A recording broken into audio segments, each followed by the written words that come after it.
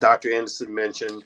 In Black Labor, White Wealth, by the way, that's what we're reading. We're reading Black Labor, White Wealth. You can get a copy at powernomics.com on page 114, where he's talking about how Europe went from being very weak economically to being very strong. So let's just be clear. I think it's very clear, very important for you to understand that Europe was not doing well before the Kendall says, Dr. Boyce, you may not want to talk about spades. Oh, you were there. Yeah, it was a bloodbath. Yeah, well, you know what? We changed the rule on spades next year, by the way. You will be able to pick your partner. I told them, I said, I like the guy I played with, but we were not on the same page. We didn't go to the same college. I'll tell you that. And so anyway, but I can't blame him. I got to blame myself. But anyway, so let's dig back into this. So one of the things that was mentioned earlier in terms of how the Europeans were able to acquire so much wealth from Africa was one thing that they did. And I really want to stick to this point and make it relevant to something that's happening right now, is if you look at page 113, there's that part that really stuck out to me where he says, by the latter part of the 15th century, West Africa's great trading markets had been closed down by Arab invaders, and its great university centers were under the control of Arab scholars. So that's a twofold, that's a double whammy, right? This is how you conquer a people. And this is still relevant today. I want to actually reference this when it comes to, say, our HBCUs, right? Because right now, Howard University, as you know, is having some interesting stuff going on with the kids living in tent cities and all this other stuff. Kamala Harris, was talking all about Howard last year when she was trying to run for office, but now she hasn't said a word about Howard, right? I guess it's not convenient anymore. They have all these so-called celebrity faculty, Black people that were put on TV. I love Phylicia Rashard. Don't get me wrong. Love Phylicia. Love the Cosby Show, right? You have Phylicia Rashard. You have Ta-Nehisi Coates. You have Nicole Hannah-Jones. All good people. All people that seem to mean well, but they haven't said a word about any of this. They haven't talked about what the students are going through or anything. I find that just so baffling. But here's the point. This is why, and this is what I'm connecting to today's universities and HBCUs. Is if you pay attention to this sentence, read it very carefully. By the latter part of the 15th century, West Africa's great trading markets had been closed down by Arab invaders, and its great university centers were under the control of Arab scholars. That is part of the key of how they gained control of Africa, right? Number one, they shut them down economically, and they colonized them educationally, right? So one, I cut off your ability.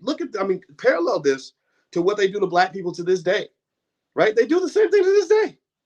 If they want a Black person to get in line, if they want to silence you, they shut you down economically. And then also they love controlling the educational process so they can control what you think and what your children think and what ideas you are exposed to. And that even expands into social media, where you see a lot of censorship, where if you have an idea that doesn't fit the mainstream, they define that as misinformation, right? So because they know that a lot of people are now getting their education from social media.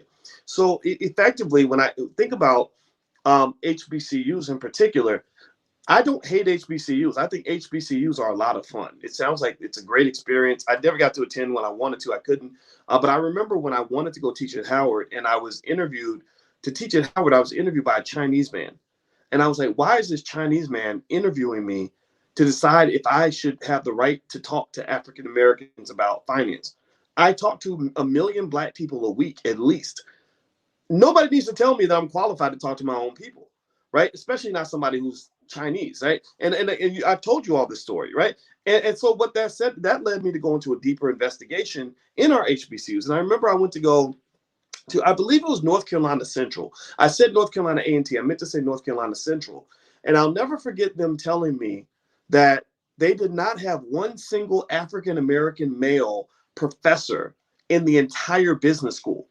And I said, but wait a minute, you're making all this money with African-American students, but you don't have one single African-American male that is in control of what's going into the brains of these students.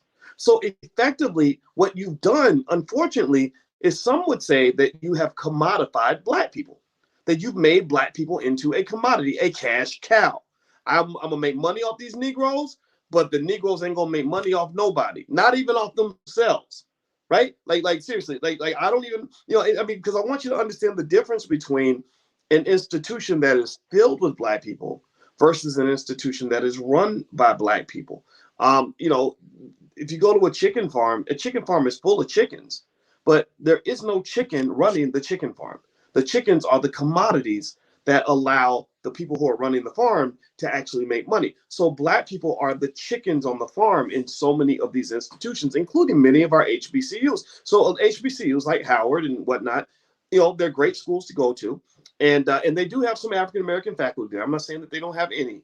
But I remember also in areas like computer science, I know Black computer scientists who have told me they have trouble getting opportunities to teach at HBCUs. I know a guy named Juan something. Juan, I don't remember his last name, but Juan had he ran a lab where he would produce all these PhDs in computer science. And he said, a lot of times I can't get HBCUs to hire my Black graduates, right? So effectively, this old tradition, this 500, 600-year-old tradition of someone else controlling the economics and the education of Black people is something that continues to this day.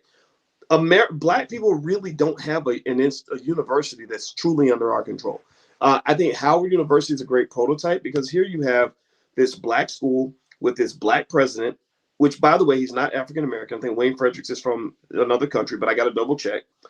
You also have these Black celebrity professors, Phylicia Rashard, Ta-Nehisi Coates, Nicole Hannah-Jones. Not one of them has a single word to say about what's happening at the bottom of that ladder. The students that are somehow inspired to go and pay all this money to go to that school are living in moldy dorms. They're complaining at the top of their lungs. They're screaming out to the world for help because the people that are truly in control of the institution are at least giving the impression that they couldn't care less about their well-being and what they're going through, right? So I would say that this is a microcosm of how Black people have been commodified for a very long time. If you go to a lot of white universities, for example, what you'll find there is they'll have some Black students that they admit. Every school has its diversity programs or whatever, and then you'll have a lot of Black athletes, commodities, right? USC, for example, USC will always admit Black people who can dribble basketballs and throw footballs because they can make millions of dollars from those Black people. But then when you go to the areas where Black people can't be commodified, where Blackness is no longer profitable, you suddenly start seeing the numbers thin out. You go to the biology lab, and I bet you they don't have one single Black biology professor, or if they do, maybe they have one and that's it. Maybe one or two max, right? Out of like 80 or 100, in the science labs, right? And so, or if you look at the higher rungs of these institutions in terms of how they're run, you might see, and I saw this at Syracuse University. When I was at Syracuse, I remember that I was the first African American ever hired in the history of the finance department at Syracuse. They had never actually given a promotion to any Black man or Black woman in the history of that department. I searched the whole campus. I think they maybe had a couple of African American faculty out of like hundreds and hundreds of faculty. And many of the African American faculty on the campus were all put in the same little corner. They called it the ghettoization of faculty, where they would have them all in like African American studies.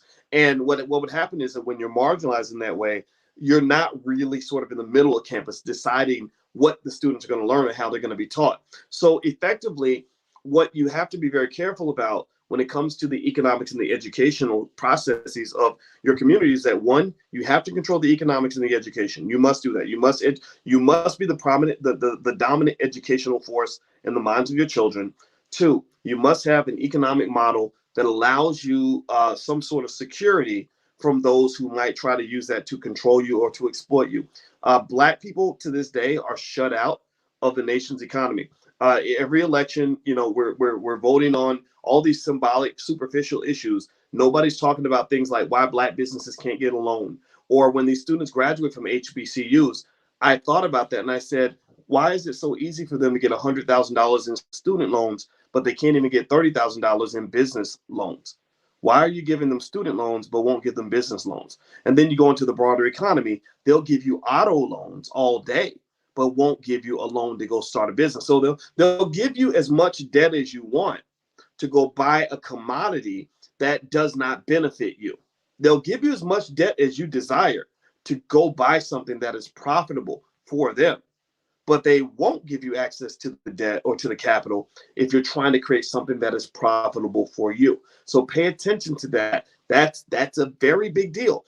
And so what you're seeing here on Dr. Claude Anderson's book, Black Labor, White Wealth, on page 113, is when he talks about how the Arab invaders shut down West Africa's trading markets, right? So we're going to cut off their money, right? So that they need our money. Now we got them broken, begging and borrowing. Right, that's where a lot of Black folks are to this day. We broke and begging and borrowing. Master, please give me a job. I don't know how to start no business.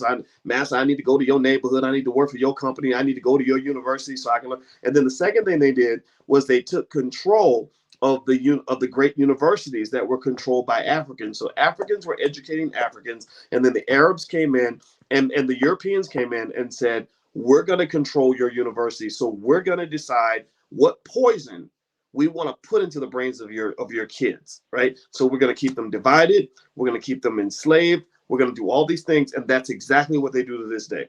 Like the game of colonialism hasn't changed because all colonialism is pimping. That's it. Pimping has been around for 100,000 years. I was watching a real interesting, I wasn't watching, I was actually reading a real interesting article about how when they made the movie The Mac, where they continuously promote that Black exploitation culture, even to this day, they did it back in the 70s, and they were talking about how there was a battle when they were shooting The Mac over territory between, there was a gangster there, I forgot his name, who controlled half of Oakland, and the Black Panthers controlled the other half, and they had this big battle over shooting this movie in each other's territory, and the Black Panthers said, you got to pay us money to shoot the movie in our territory, whatever. Not that matters, that's kind of irrelevant, but it's but when I think about the Mac and you think about pimping and you think about controlling a resource for your own financial benefit and engaging in specific acts to maintain control, that's all this is. Like basically Black people, the reason you don't feel powerful is because you're completely and totally pimped. So in order for you to get away from that, a good place to start would be to pay attention to how Africa got pimped in the beginning by the Arabs and by the Europeans. They pimped them by, one, shutting down their money. If you can't make money anywhere else, then we get to control you because we decide if you have resources or not. And two, controlling the education. I talked to a young lady today who wants to come and work. She was at the All Black National Convention. Her name was Allison, and she sells waist trainers for women. Like apparently these waist trainers are really selling big. And this young lady, 31 years old, makes about $3 million a year, $2 to $3 million a year selling these waist trainers, right? And I was super proud of her. And she came to the convention and spoke, and I talked to her. And one of the things that I remember her mentioning, I think her boyfriend was there, and he said something like, I think he said, what did he say? I think he said something like, she and her friends make all their own money, so they don't have to go and sleep around with older men to get their money, right? So what he was basically saying is that because she had her own money, now she gets to choose men on her own terms. She's not choosing a man because I can't pay the bills, right? Because that's a whole nother level of control. That's a whole different frequency you have to operate on. She says, look, I got plenty of money. I probably make more money than him. Now she has to pick on different criteria, right? So having access to your own money, controlling your own resources allows you to operate on a different frequency from somebody who's borrowing and begging and scraping by trying to survive. And so when I think about Howard University, and I'm utterly baffled by the fact that the HBCUs, as wired as they are into white supremacy, as wired as they are, I'm sure the president, Wayne Fredericks, can get on the phone and call people at the White House. I'm sure he's got, the CEO of Merrill Lynch on speed dial. I'm sure Barack Obama has run through that campus many times. I'm trying to understand, if you have all that access to the white man's nipple milk, why in the hell are your students begging and borrowing and scraping it and living like bums? Why is it that when I talk to Howard graduates from the 1980s, they literally, when I told them what was going on, many of them said, "Oh man, they're still doing that. The students still have to go through that." Yeah, it was like that. It was like that back when I was in school in '92. I'm like, oh my God. So you gotta process this for a minute, right? This is one of the reasons why when you hear people, brilliant Black men and women like Nuri Muhammad and others, explain the importance of Black economic independence, what they're saying is that dependence is very comfortable, right? Getting on that man's nipple, it's safe, it feels safe, it's easy, right? The butter biscuits are always warm and delicious. But when you take the butter biscuits, when you get up under his wing and you're sitting on his nipple milk, you are going to be at the bottom of the barrel. You are going to be the least respected of the entire group. The students at Georgetown University right down the street, their students aren't living in tent cities. You know, the students over at George Washington University, they don't have moldy dorms. I've met my wife at Indiana University. When they had a mold problem, they shut down the whole campus until they fixed it, right? It's because they took it that seriously. But at Howard, I mean, you're supposed to be the elite among the elite. I mean, think about this, right? Like, this is the pride and joy. It's like, hey, you, right? Whatever, right? And I get that, right? I respect that completely. But are you telling me that Black people in America are so pathetically disrespected by others and by ourselves that when you take the best that we got, our creme de la creme, they're still living like bums? They're still, I mean, process that for a minute. I mean, if that's not a white supremacist message, I don't know what is. Like, that's about as white supremacist as you get. That literally, when your absolute best looks like their absolute worst, your elite institutions look like community colleges, that really says that you need a different system and probably need a different model. And so, you know, what I see is the Black folks that still want to be wired in. They still like to know that they've got Joe Biden on speed dial. They like, knowing that Kamala Harris wore chucks and pearls and visited Howard, in order to become vice president, even though she's not even responding to the crisis that they're having right now. That's fine, but that does not work. And that has not ever worked. That's my point. That hasn't worked, right? In terms of helping Black people to achieve the kind of power that allows you to engage in the very basic act of protecting and defending your children. In order for Howard or any HBCU to have the ability to truly empower Black people, you have to do it in a way where you release yourself from these other systems that maintain you and create systems that are controlled by you, that allow you to achieve a higher level of prosperity. It's like when I was working for the white man, when I had a job, my income was only going to go as high as they decided it was going to be. I was only going to get to go as high up the ladder as they decided I was going to go.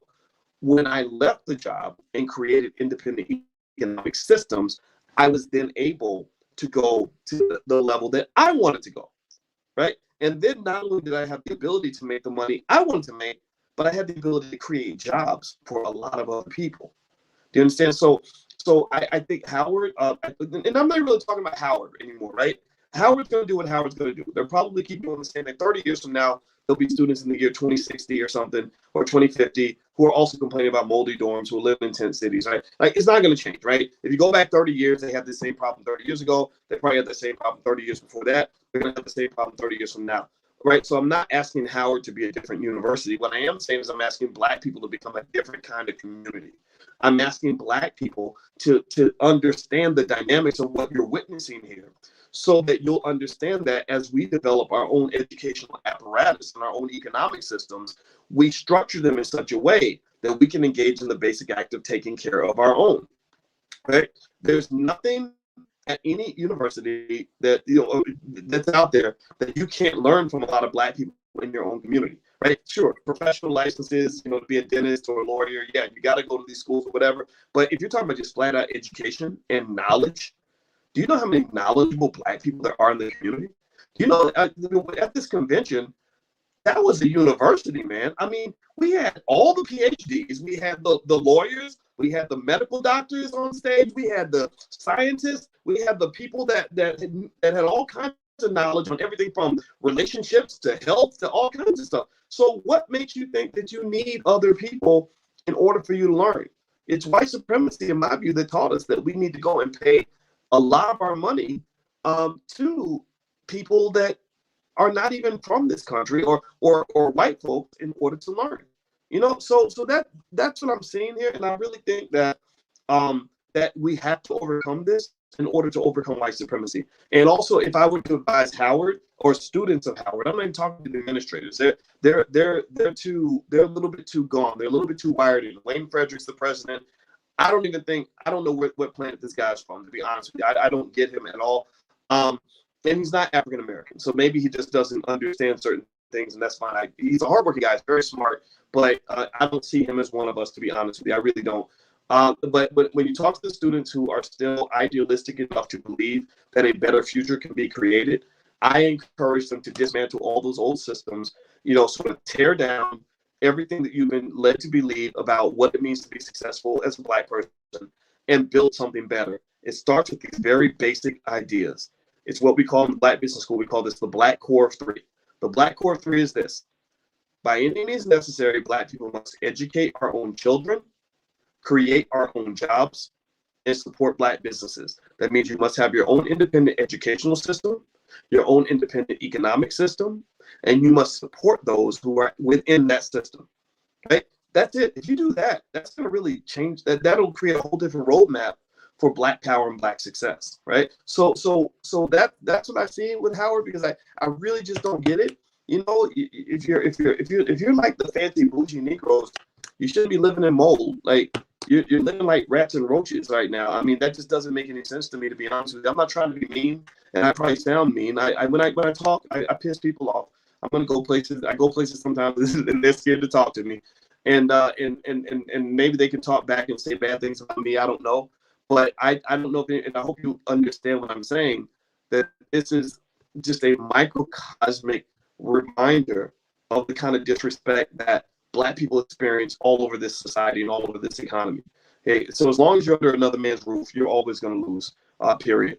So anyway, let me move on. I'm reading on page 114, Dr. Claude Anderson's book, Black Labor, White Wealth. And let me see here. So one thing he talks about is Europeans and how Europeans became so strong from African wealth. And he says it was no mere coincidence that in the latter part of the 15th century, Europe began recovering from centuries of poverty, while Africa was increasingly exploited of its mineral wealth and human capital. As millions of Africans were being kidnapped and sold into slavery around the world, slavery became a simple mechanism by which the wealth of Africa and Blacks could be transferred to Europe. Displacement of African wealth was so massive during the 1500s and 1600s that socioeconomic and political upheavals resulted. I think I read some of this. Let me jump forward. So here's another part where he talks about Africa being drained of resources and human capital. Through the centuries, Europeans espoused ethnocentric doctrines that encouraged a total and complete exploitation of Africa's natural resources and human capital. By the late 1800s, massive and concerted exploitation had taken its toll. The wealth power gap between European nations and African nations had widened so much that European nations were no longer fearful of Africa and felt that they could invade and exploit her at its will, at will. In 1885, pay attention now, this is how they chop you up. This is how they divide you and split you up. Remember, I told you Black people are a commodity, including at HBCUs, right? Remember, that's why a lot of HBCUs are full of Black students. But if you go into the science labs and the business schools, you'll see teachers from other countries and China and Africa and other. Well, Africa is almost okay, right? But it's not the same as African American. I think African Americans deserve preference in African American schools. But then you'll see from India. I interviewed at Kentucky State University. Well, actually, I went there to speak. I didn't interview. I went there to give a speech. And I sat with a guy who was teaching finance who was from Italy.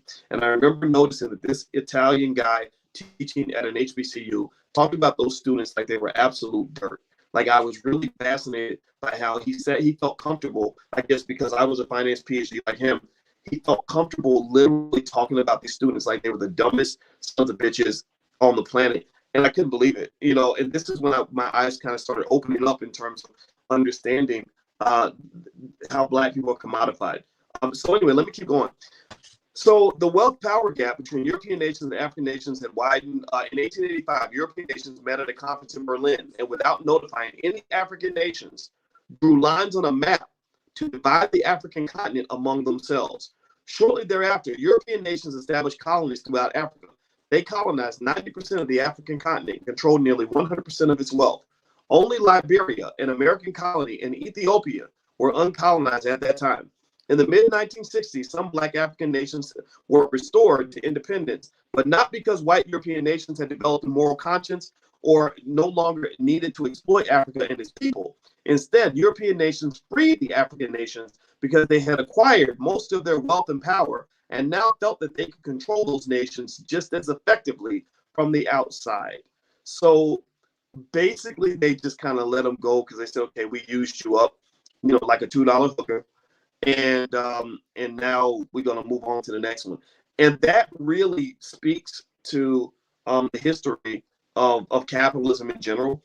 This is why I'm not a pure capitalist. I believe in free enterprise and business and all that, but I'm not. Capitalism is a very interesting ideology, very problematic in a lot of ways. And what it kind of does is it's just like a fat kid who just goes from like room to room eating all the food in the room. And once it's done eating everything in one room, he goes to another one and another one. So once they're done sucking the life out of one country or whatever, they just move to the next one. And you see this there's a lot of manifestations of this.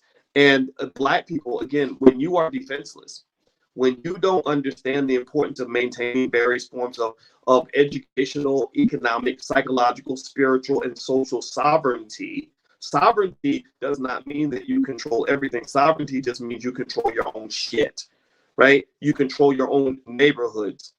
You control your own family. In my family, I have sovereignty. You can't come in my house and just do any old thing. When you don't maintain that sovereignty, then others come along and they exploit you. So we could go down the list. I'm going to go down the list and name 3 to 5 things just off the dome that are done to Black people, similar to what they did to the Africans, where they exploit the hell out of you, and it explains why you have no wealth. Number 1, we just talked about HBCUs and white-owned universities. Most Black college students can't get off the ground economically because they're too buried under student loan debt. Not only do they have too much student loan debt, more than they can ever repay in a lifetime, they also have no skills whatsoever when it comes to starting their own businesses or learning how to make their own money in an independent fashion. Additionally, because workers' wages continuously decline, you've got all this debt saddled on your back, but the inability to repay it, they basically have made a lot of Black college students into educated sharecroppers. Sharecroppers are people that in which the debt level basically creates a scenario where you are an economic slave, because you have to work for life. You have to work until you're dead, because the debt is so big that you'll never repay it in your lifetime and actually have a positive net worth. That's one example where they exploit you until the point that they drain you. Then when they're done using you up, they move on. What's another area where they suck you dry and then leave you for dead? Politics. Every election, you have all the mostly Democratic Party politicians. Republicans try to do it, but the Democrats are more successful at it, that will show up wherever Black people are and will pop in and, feed you whatever bullshit they got to feed you to get you to come vote, right? Souls to the polls, booties to the polls, chucks and pearls, whatever they got to do, right, to get you to vote, make any promise, tell you any lie, whatever, right? Kamala Harris was all about Howard University a year ago when she's trying to get elected. She ain't said nothing about Howard since then, right? So they suck you dry, get all your political support, and then when the election's over, you're sitting there looking stupid again, saying, dang, y'all didn't do none of the stuff you promised to do, right? Which is really amazing to me, because it's like you're falling for that remember Eddie Murphy, Beverly Hills Cop, banana in the tailpipe line? Like, you fall for the banana in the tailpipe every time. Or like Charlie Brown. Remember Charlie Brown? Lucy used to say, come on, Charlie Brown, kick the ball. And he'd say, I'm not going to kick the ball, because every time I kick it, you move it. And she's like, no, really, this time I'm going to hold it. And so Charlie Brown, he's like, are you serious? She's like, yeah, just trust me.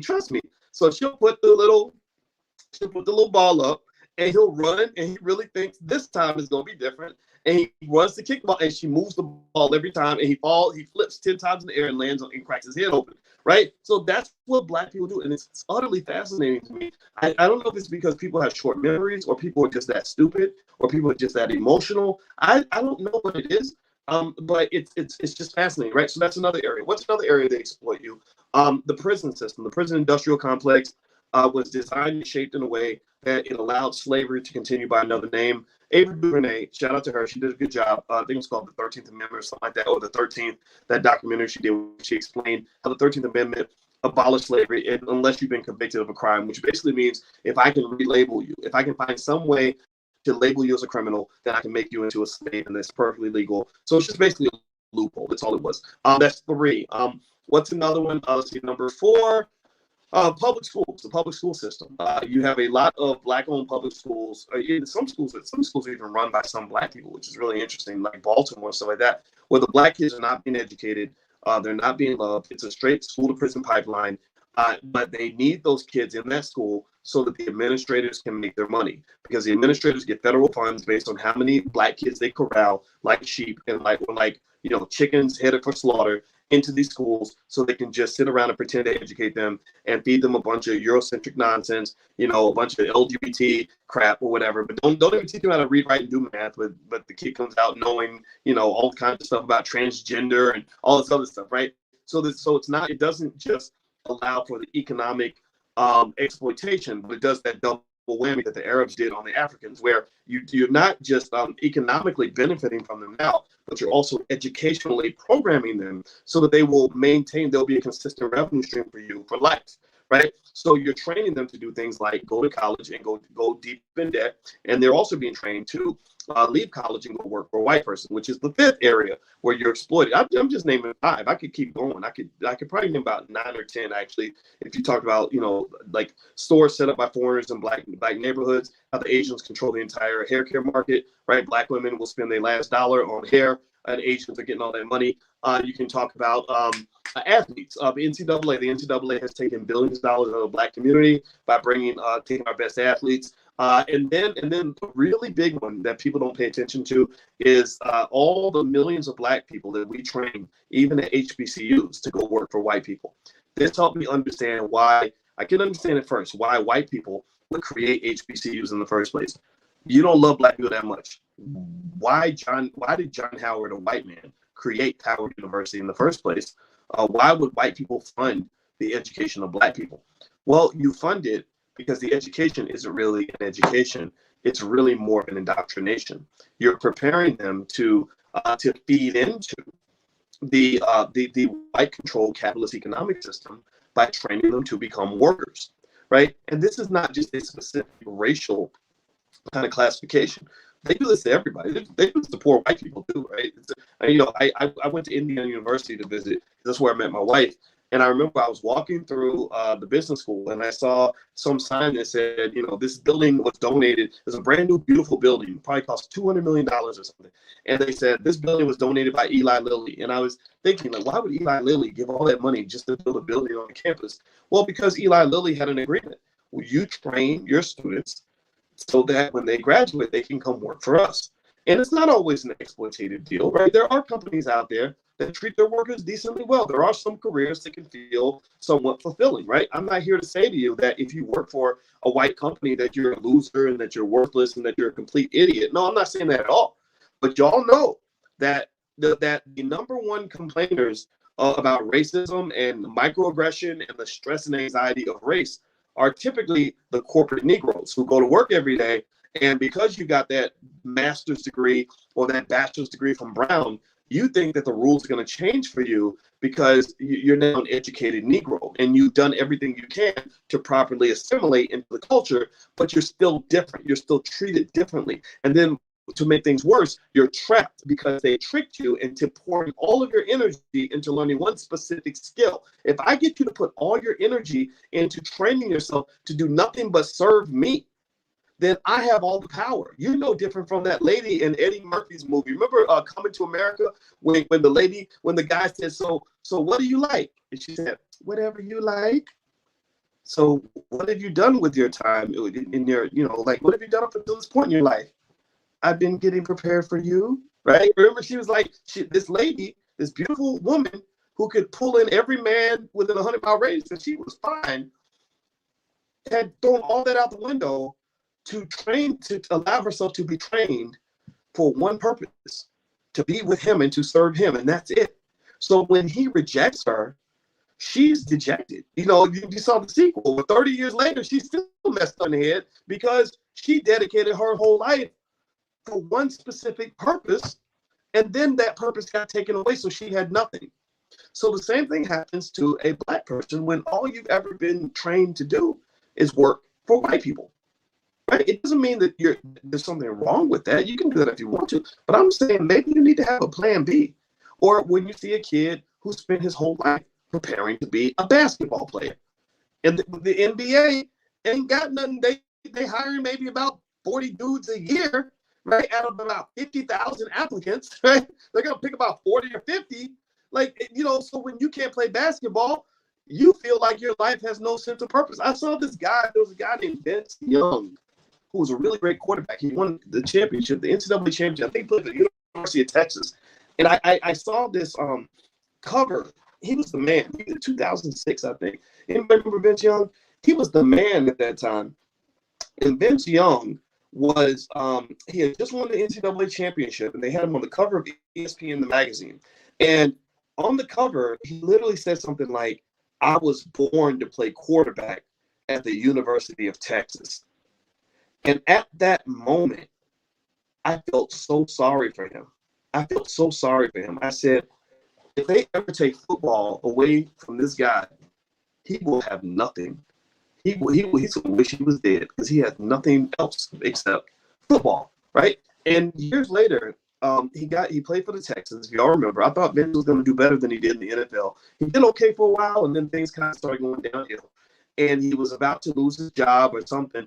And anybody remember? Look up Vince Young and suicide. He was on like a suicide watch for a little bit because they're about to cut him from the team, and he drove off in his car and they thought he was going to go kill himself, right? And I thought back to when I saw him on that cover when he was the man and he was saying, "I was born to play quarterback at the University of Texas." So ultimately, you have to be real careful when somebody boxes you in. And this isn't just for like athletes or regular people. Even scholars get caught in that trap. When I was in academia, you have no idea how hard it is to get a PhD, especially in finance. It is hard as shit. I mean, I was sitting next to some of the smartest people in the world. Imagine studying 8, 9, 10 hours a day and still failing your test. Like, that's how crazy it was. It was really the most difficult thing I ever did in my life. After I accomplished that, everything else is easy. Like debating people on the internet is like a joke to me. Like, because I've been in really intense situations. And I remember noticing how many brilliant Black people there are in academia who are really trained really well to do like one thing, right? One little tiny niche of research, and that's it. And they're only prepared to go teach at a university. They can't do anything else because you've been trained to be a one-trick pony, a one-dimensional animal. And that is a huge violation of one of the most fundamental and basic rules of investing, right? There's nothing you'll invest ever in your life that's more important than your life, right? You can invest money and lose money and gain it back. But when you invest your life into something, that's a hell of a risk you're taking, right? And one of the rules of investing is that you diversify, right? Thank you, Anthony. I see you put diversification, right? You don't put all your eggs in one basket. Well, they train you to put all your eggs in one basket.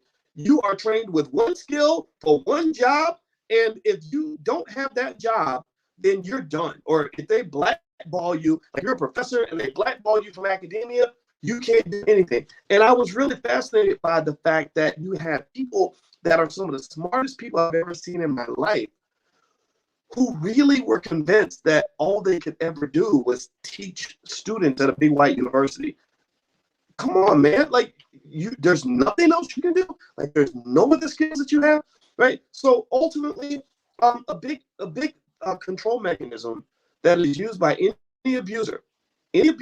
Abusers use this method, not just white supremacy. White supremacy is like a really abusive boyfriend, right? One thing an abuser does, and pay attention, ladies, this is important for you to understand, is abusers will isolate you so that you have no other options, right? Abusers will, take a woman that has a lot of support from family and say, "Hey, baby, let's move to Alaska," right? I got this job in Alaska. If you love me, you'll come with me to Alaska. So now you're isolated in Alaska.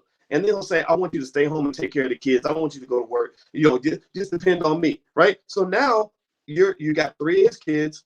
You ain't got no source of income. You have no family support. And then that day he punches you in the eye.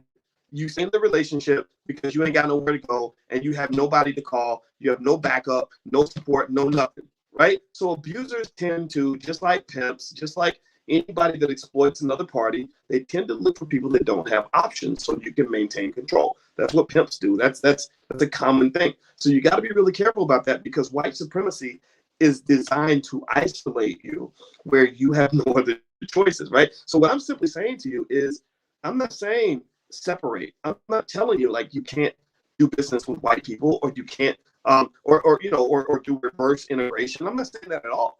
I'm saying keep your options open. That's it. That's it. Options have value.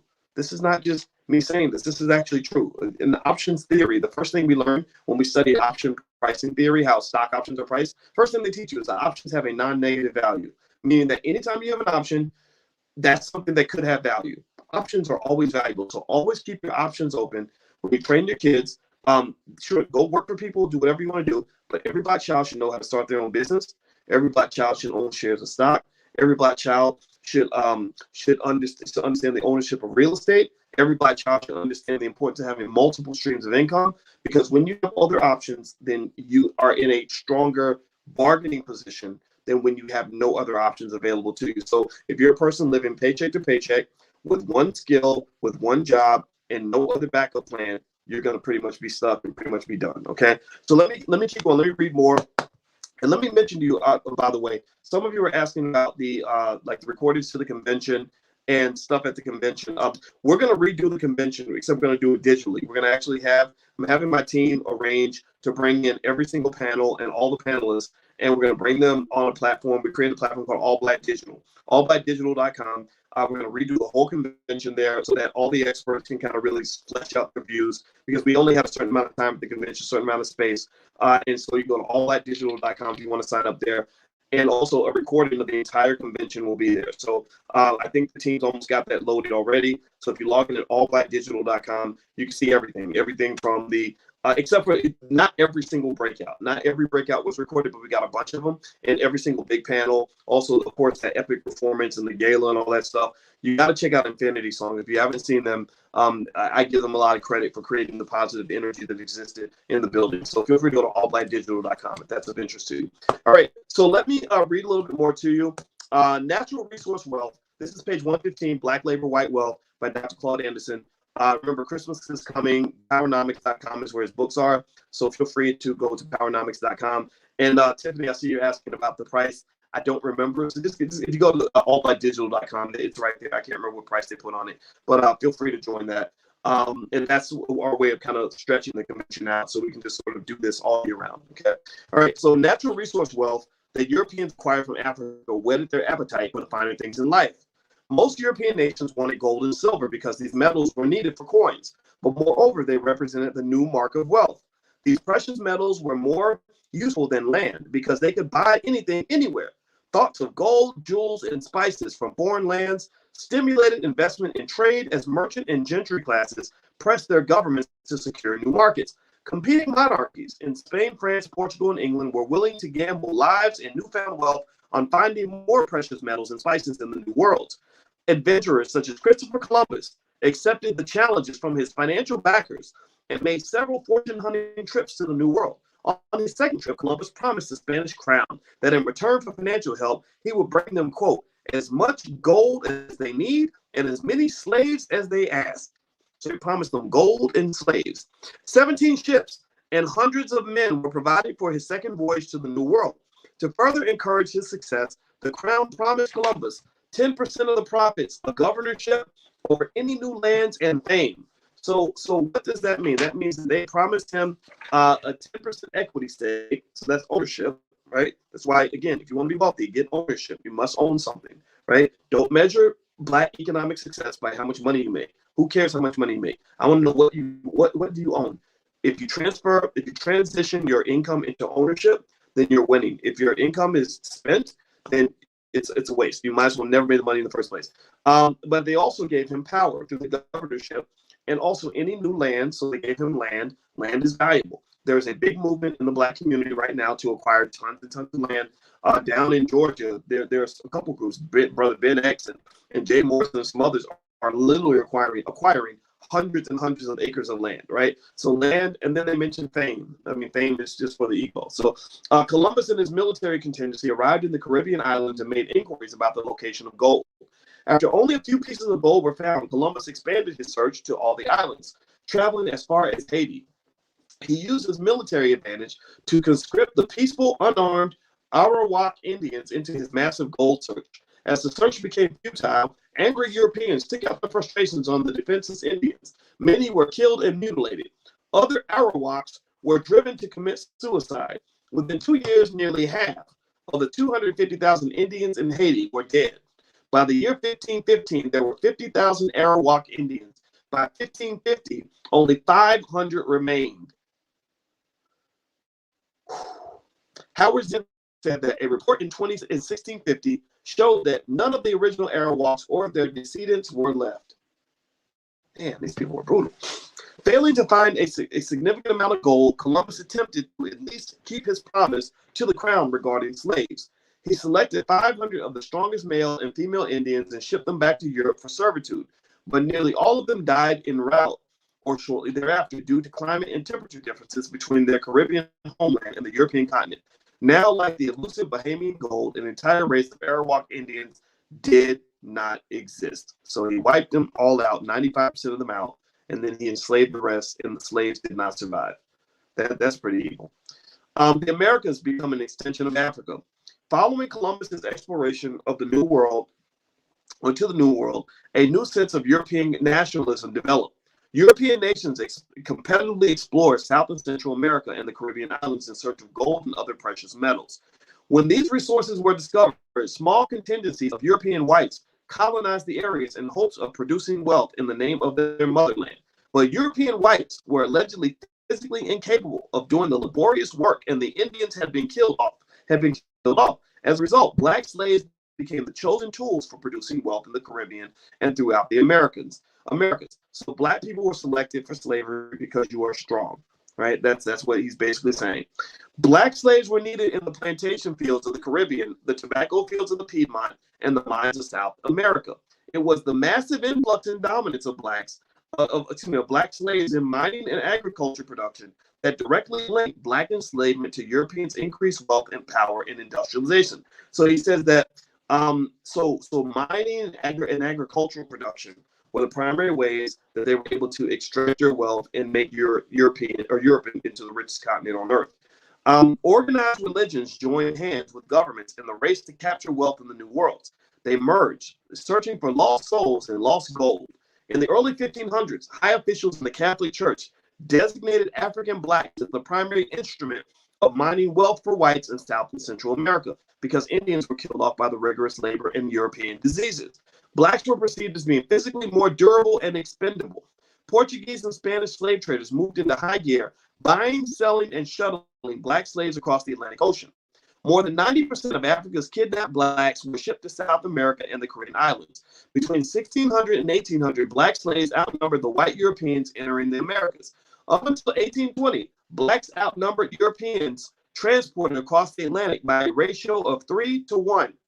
Most were settled in Brazil, given it the largest black population outside of the African continent. If you ever want to understand white oppression in a different light, in a more insane light, go study what they're doing to the black people in Brazil.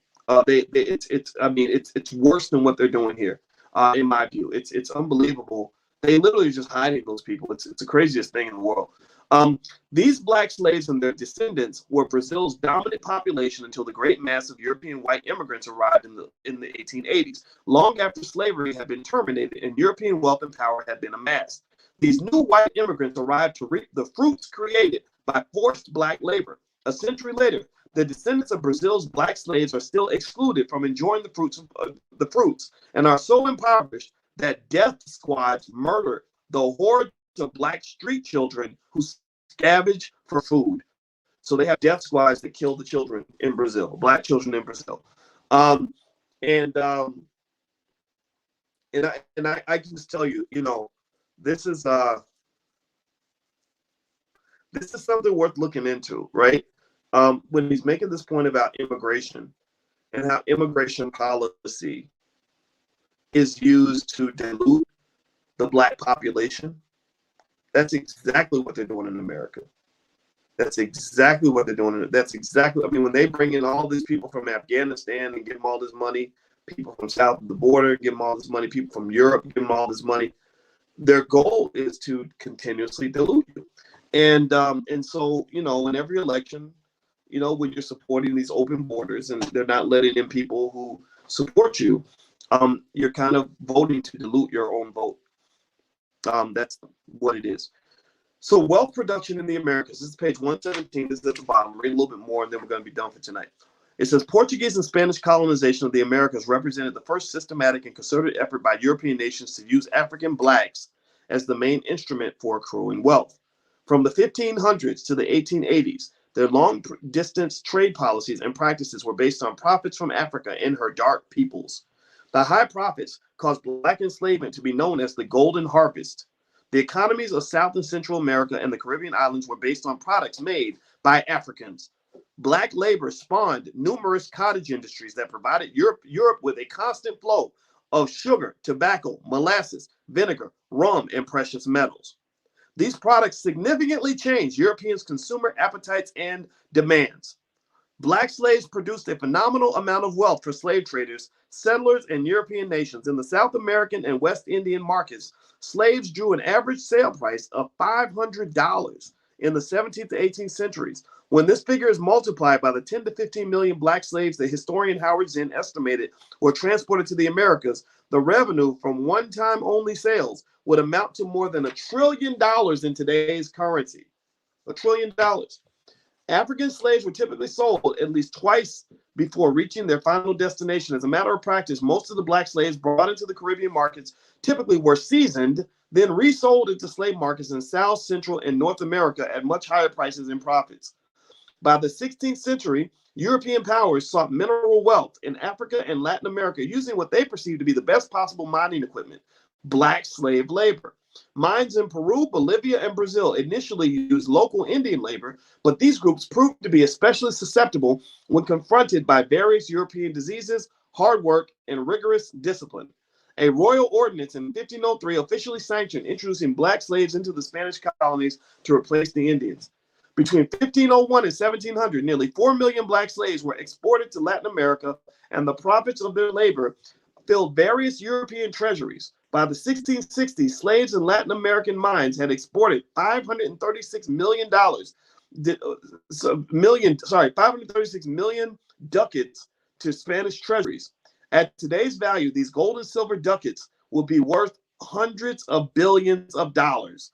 Near the end of the 17th century, Europe's holdings of gold had increased by 20%, and its total stock of silver tripled.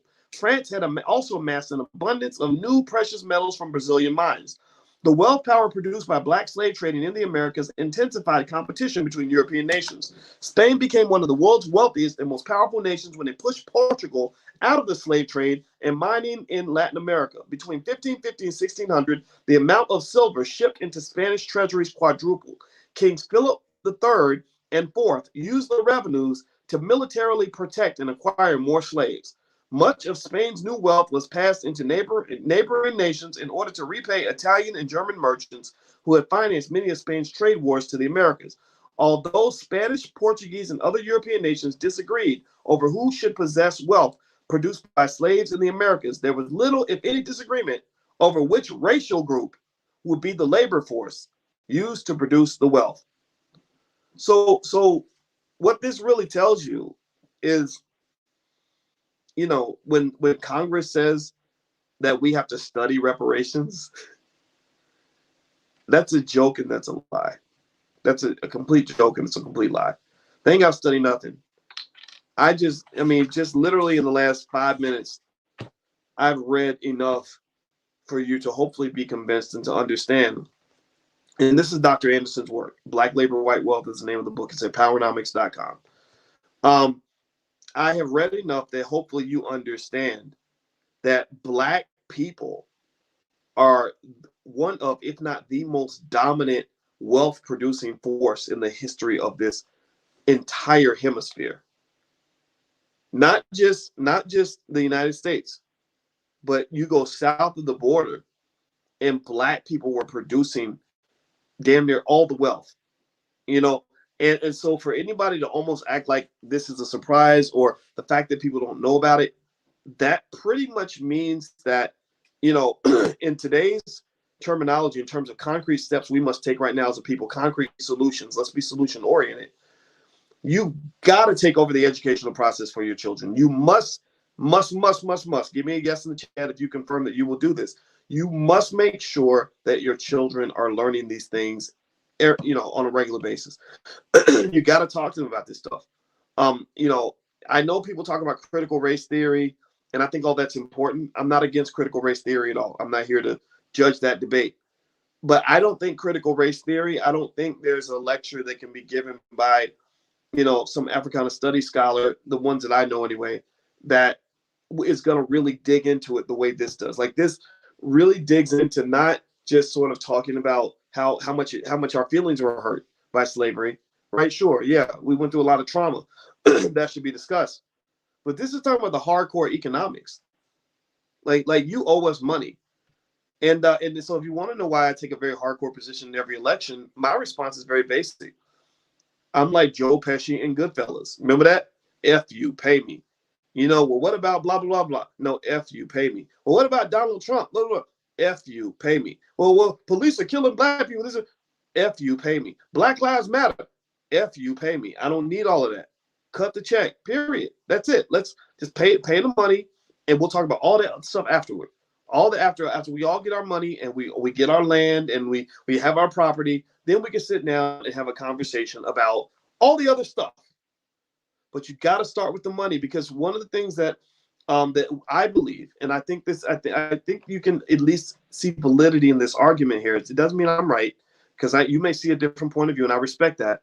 But one of the things that I think we understand pretty clearly is that if your economics ain't right, then nothing else. It's hard to make anything else right.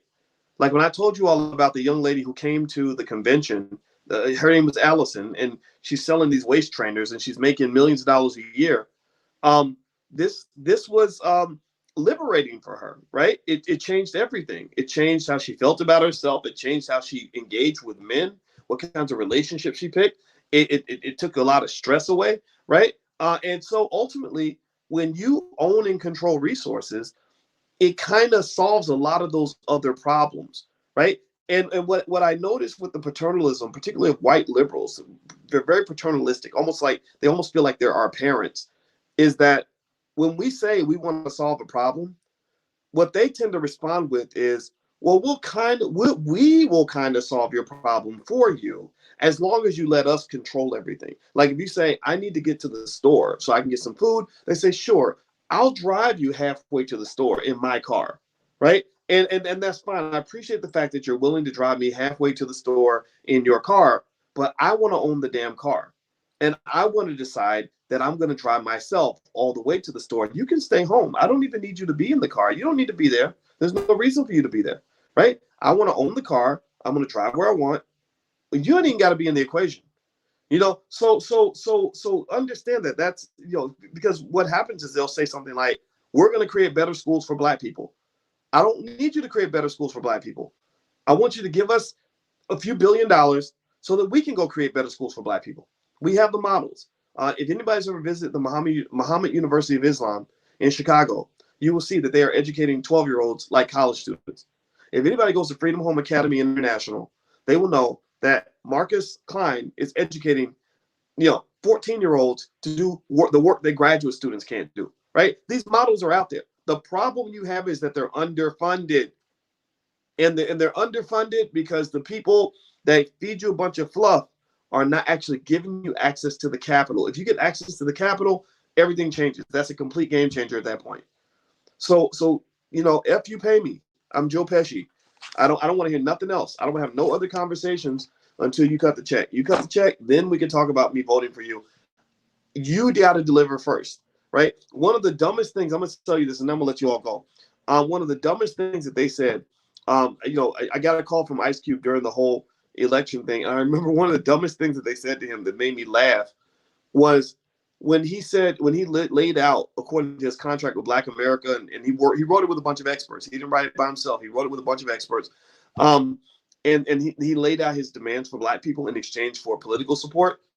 You know what they said? They said, well, how about we talk about this after the election, right? Just get everybody to vote and we'll talk about it after the election. And we just laughed because that's a sucker's that's a sucker deal. Like how stupid do you think we are that we would literally give you what you want first and then hope that you give us what we want when we know that you're a liar, right? And they're proving that they lie, right? They're proving this, right? They're not doing any of these things, right? So ultimately, I think that you have to have that political will. If white folks want to be involved, if they want to help, cut the damn check.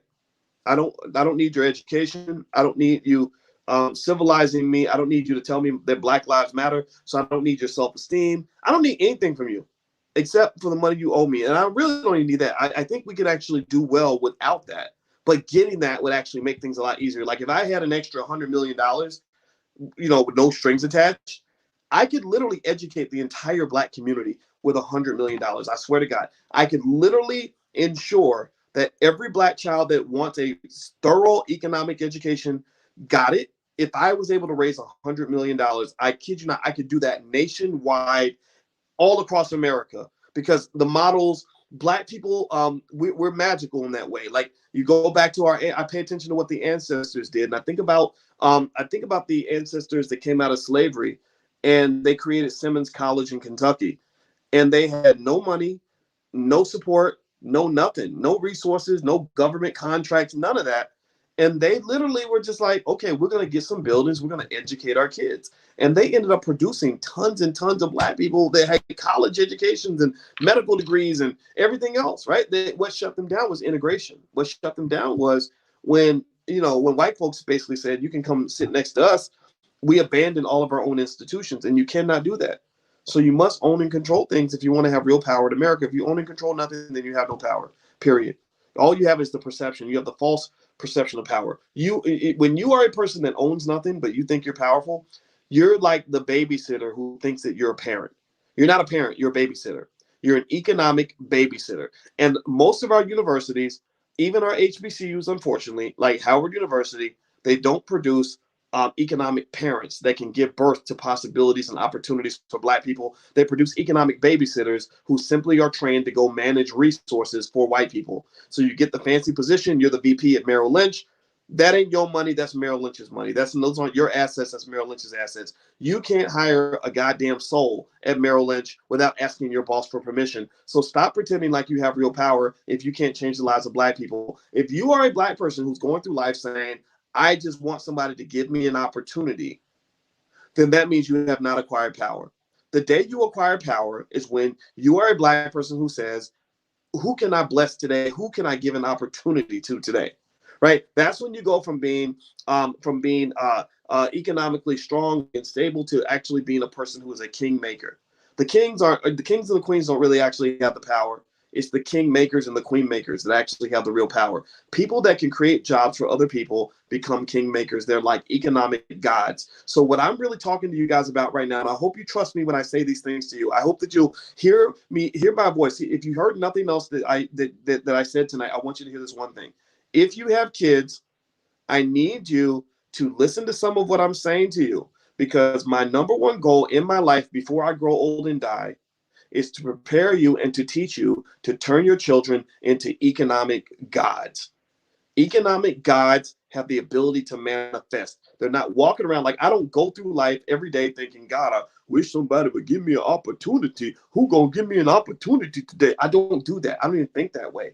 I meet people and I say, I'm gonna give you a shot. Let me put you on a platform. Let me help you out. Let me invest in you, right? Let me give you a job. Let me give you an opportunity. Right? That's literally how I'm thinking. I don't sit around saying, God, I hope CNN calls me today to give me an opportunity. I hope that doesn't even cross my brain, right? And so I want your children, and I want millions of our children to understand that level of power. It's not that hard to accomplish if you understand the formula. The formula is to get rid of all the garbage that they're teaching you about how to be a good slave and learn how to just simply play the economic game above the rim. If your child is is if you've been investing for your child since they're young. We talk about that in the $5 a day stock investment program. I'm not going to reiterate that, but you can go to theallblackagenda.com if you want to take a look. Theallblackagenda.com. It's right there. The ebook is free. It's totally free. So you invest for your child from the time they're little. They then have resources to work with. 2, you give them economic training in the 3 key areas of wealth: how to start a business, how to invest, and how to own real estate. And then next, you just simply make sure that they know who the hell they are. You give them their self-esteem, right? You root them in something. When we were at the convention, Victory Boyd, who was part of Infinity Song, she sang a song that you can go look up. It's called Who We Are. I believe it's called Who We Are. And the lyrics of the song, this should be the Black national anthem. I love this song. And the lyrics are something like, this is who we are. This is where I came from. These are my people. This is my struggle. Right. So the reason that song, I love that song. First time I heard the song, I actually cried. I love that song because that's what distinguishes her from a lot of other artists. I met Victory before she got signed, but right when she got signed by Rock Nation. That's when I met Victory. Her father brought her to one of our events. And the reason her father brought her is he said, my daughter is a great performer. She's going to be a big star one day. And I need her to know who she is. So I need her to be, my kids to be consistently exposed to some of these ideas so that when they go off into the world, they can always remember who they are. They know where home base is, right? And so now she's super famous, right? She's doing all these great things. She sang in front of the best at the Kennedy Center and, and all that, like whatever, right? Big superstars. But here's the thing, right? When she went down to sing for the NFL in the season opener in front of millions of people, and they offered her all kinds of money, and they told her, to go do this jab thing, and she didn't want to do it, she had no problem walking away from that, right? So when you have kids that are born with a type of integrity where they simply know who they are, what's happened is that not only have you given them the resources to defend themselves and the training to know how to protect and build those resources, you've also given them enough of a sense of self that somebody can't come along and manipulate them by giving them little buttery comments, right? Like for example, a little girl who's never been told that she's pretty will literally go and do all kinds of horrible things for dirty ass men who simply tell her things that her father should have told her when she was a baby, right? Because she never learned that she was beautiful, she'll fall victim to anybody that tells her that she's cute, right? So effectively, when you make sure your kids know who they are, that gives them the courage to stand on the platform, scream from the highest mountain, and stand up for themselves, for their community, for their people, and not feel the need to budge no matter what. We need more sturdy people in our community. We don't need more famous Negroes. We got plenty of those. We don't need more Black politicians. We got thousands of those. We don't need more Negroes in high places. We got a lot of those. We need sturdy people who just know who they are, who can simply say, I respect whatever you do, but that's not what I'm going to do. I'm going to do something different because where I come from, we do it in a different way. Because if you want to know why I stand up here, and I've talked to millions of people now, but literally my YouTube channels have gotten about 300 million views up until this point, right? If you want to know why I can sit here and talk to everybody and about anything and say whatever comes out of my mouth and not feel bad about it, it's because I just know who I am. Right? It's not the intellectual part. Sure, I've learned a lot of stuff and I know a lot of things, but I'm completely comfortable and confident saying what I have to say, and that's it. If you don't agree, then I don't care. You understand? So that type of thing that can be mass produced, right? And I want that to be mass produced. I don't want whatever you feel that I am. I don't want that to be a rare thing 50 years from now. I want that to be a very common thing. Like I want there to be like a million versions of people like us that are just like, if you don't like it, that's what it's going to be. And we're sturdy. We stand on our own 2 feet. We educate our own. We take care of ourselves. We're going to be okay. We don't need whatever you got, right? Sturdy Black people. That's it. That's my 2 cents. I hope you heard my point. I kept reiterating it because I really wanted you to understand. I felt very passionate about it.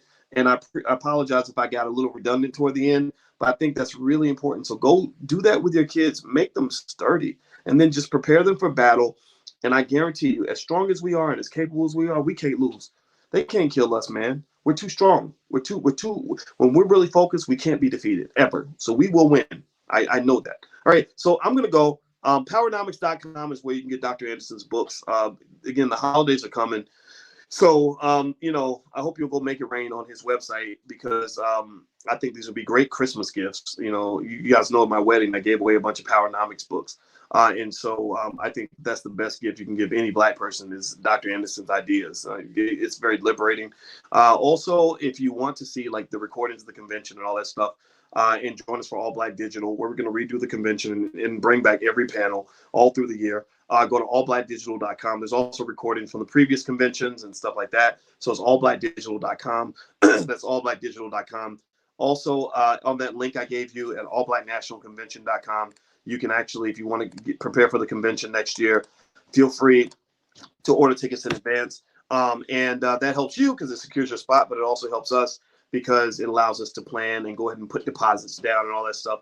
It's a lot of work to do a convention. I've never done anything like this before, but God told me to do it, so I got to follow what God tells me to do. Period. You got to be, whatever it is you're trying to do. If you're trying to do something hard, I encourage you to be spiritual, because when you're spiritual and you just kind of know you're doing the right thing, you listen to your instincts and nothing scares you. So don't be scared. Move forward. You can do it. Whatever it is in your life you're trying to do, you can do it. All right, guys, I'm about to get out of here. Have a good night. I'm going to go hang out with my kids. I'll see y'all next week. Take care. Bye-bye.